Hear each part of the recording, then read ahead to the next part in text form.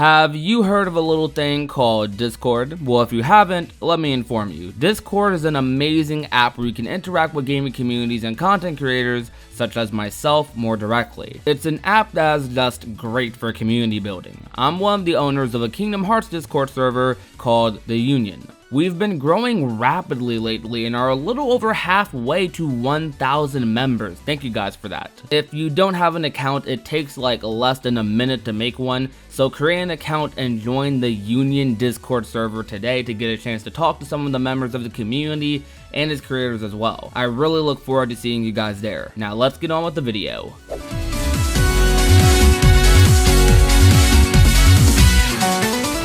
There is a lot of Kingdom Hearts 3 Ultimania news that has yet to be covered on YouTube for some reason. A lot of you guys have actually found my channel due to a lot of the Ultimania news that has come out over the past couple of months. And I'm going to be continuing to bring you guys some Ultimania news, as I have recently taken it upon myself to look back at some of the translations that came out, some of the information in the Ultimania, looking at various screenshots, talking to people, and we found a lot of interesting things for you guys. The next couple of videos specifically are going to be talking about the scenario mysteries of Kingdom Hearts 3. This is an interview with Tetsuya Nomura where he talks specifically about the lore of Kingdom Hearts. The interviewer here asks him a lot of very interesting questions. A lot of answers are given here. Some things are cleared up. Some things we may have guessed in the past are now confirmed. And overall, it's just a very interesting read.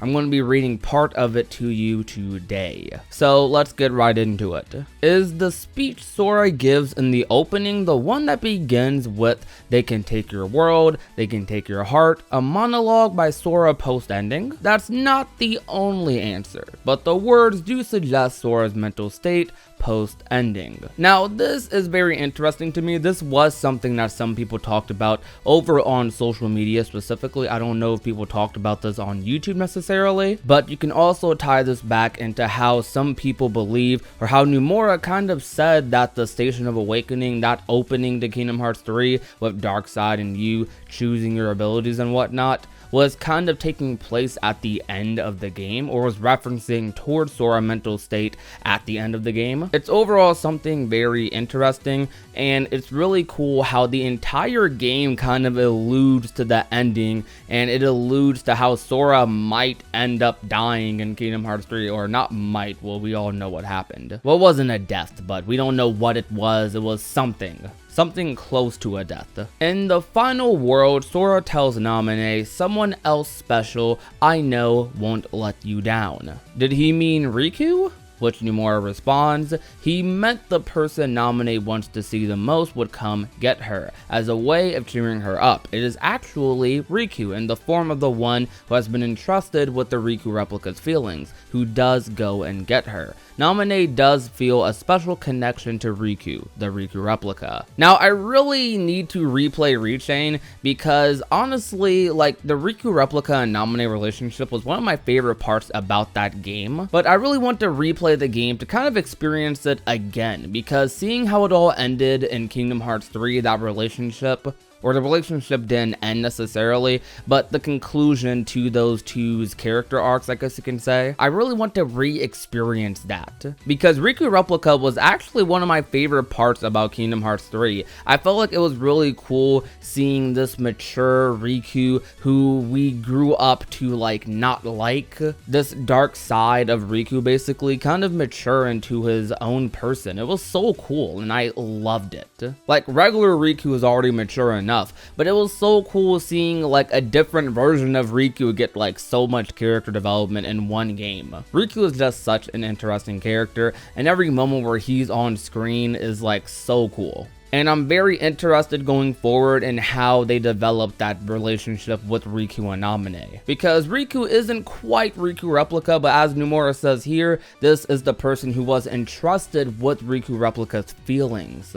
So I wonder if Namine is going to see this Riku the same way, or if she's going to see him in a different way. Are they going to pretend that like Riku Replica and this Riku are the exact same person? Which they kind of are, but kind of aren't at the same time. I really just wonder where they're gonna go with that. Like him just extending out his hand towards her to come with him to the Destiny Islands. That was such a beautiful scene, and this just makes it better. Sora doesn't thank Namine in this game either. Is this something that's going to be carried over into a future game? Well, Namine's revival did happen at the end of the game, effectively making it something that will be drawn out longer. But if this is going to be a thing throughout future Kingdom Hearts games, Sora giving Namine all these unofficial thank yous, or forgetting to thank Namine as like a little meme, I don't know, I think that would kind of be cool and charming in a way. We kind of saw a glimpse of that in Kingdom Hearts 3, and I wonder how far they'll go with it. Eventually though, I do want to see that heartfelt thank you between Sora and Namine. I want to see that interaction like face to face one day. And since Nomura says this might drag out for a little longer, I wonder how long, because that also makes me believe that Sora might not be back as quickly as we want him to be. I kind of have this theory that maybe the next Kingdom Hearts saga is going to be focused heavily as well on bringing Sora back. Maybe Riku, Roxas, Xion, all of the other Keyblade are the ones on the surface dealing with all the nonsense the Foretellers, the Master of Masters, and all of them are causing upon the world. And maybe during the conclusion, the final chapter of all these games, like we might receive regarding the Foretellers, regarding the Master of Masters, maybe that's when Sora comes back, makes this big anime comeback and saves the day. I don't know, it's something that they could very well do. Maybe some of you aren't too fond of that idea, but it's something that's pretty possible. And the reason I think about that is because if this is something that's going to drag out longer, then that means that there's not going to be an opportunity in the future where Sora and Namine are face to face. So this could be me just like overthinking it and thinking too far ahead, because Nomura is saying drawn out longer, but that could just mean one video game, which could release next year or the year after, and then that game after that, like we'll get the thank you with Namine and Sora. But I don't know, just something to think about, some food for thought. Now this one right here is so interesting, and I am very excited to talk about this one. The interviewer asked, how did Ansem the Wise, Andy Yenzo, and the others move Namine's heart into a vessel without Kairi being there? When Kairi was defeated the first time in the Keyblade Graveyard, Namine's heart was thrown into the final world, right? And Namine's heart was also thrown out just before the final battle when Kairi was hit by Xehanort's attack. I do plan to show the details of what happened after that.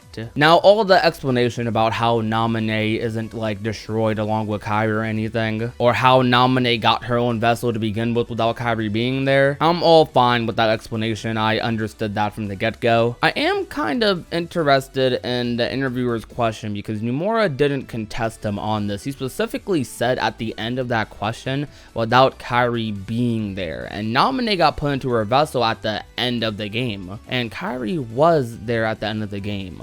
Or was she? But Sora was the only one that faded away in that scene, so Kairi was there, right? But I'm thinking too far ahead probably. Or maybe I'll focus on that later down the line. But what I do want to focus on is Nomura saying I do plan to show the details of what happened after that. That basically confirms that we're going to be getting like more cutscenes regarding Kairi and Kingdom Hearts 3, which I'm really excited about because I want Kairi to be a little bit more involved in Kingdom Hearts 3. In Kingdom Hearts 3, she has like close to the most amount of screen time in that game out of all of the other Kingdom Hearts games she's in. But that hour of screen time, although she does like do things like save Sora, she has beautiful cutscenes with Axel, it's still not enough. It's not enough to satisfy me regarding Kairi, because I want her to do a lot more. I want her to be on par with Xion for me, or maybe not Xion. Xion's a little too good, but maybe be on par with like Aqua or something,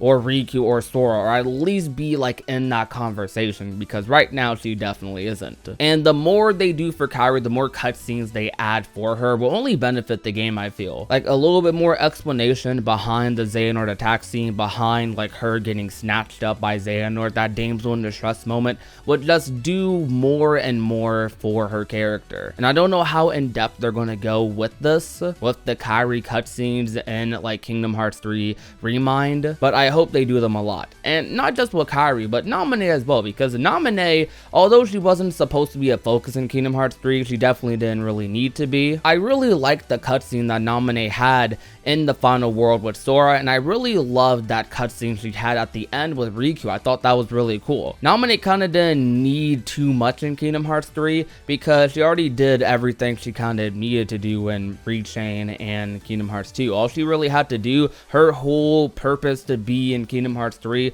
was just to sit back and wait for her return. But it will still be really sweet to see more NAMINE and Kairi as well. Especially NAMINE, especially Kairi also. I also just find it really funny how a lot of times in this interview, as you'll see in future videos, Nomura kind of soft confirms like a lot of stuff for DLC. Like he says things like this, like how he says, I do plan to show the details of what happened after that. Maybe that could be for DLC, or maybe that's for a future Kingdom Hearts game, but what place would that have in a future Kingdom Hearts game? So it has to be DLC, right? So that's what I'm thinking. But anyways though, that's pretty much all for today's video. If you guys enjoyed this video, if you guys found this informative, found anything interesting out of this video, anything you want to discuss with me or the other people in the comment section, let me know. I would really love to see your guys' reactions to some of the things I mentioned in this video. I'm going to be covering a lot of Ultimania news soon, along with a lot of ReMIND news, as well as I'm expecting some ReMIND news during E3 season, which is fastly approaching upon us. But this, everyone, is just the first layer to the cake of this interview. There's a lot more interesting stuff in this. There's stuff about Xigbar, stuff about Skyla at Kylam, the final world, and all of that will be coming to the channel very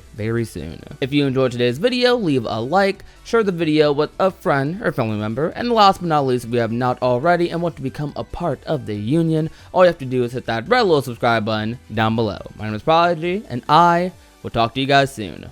Peace out.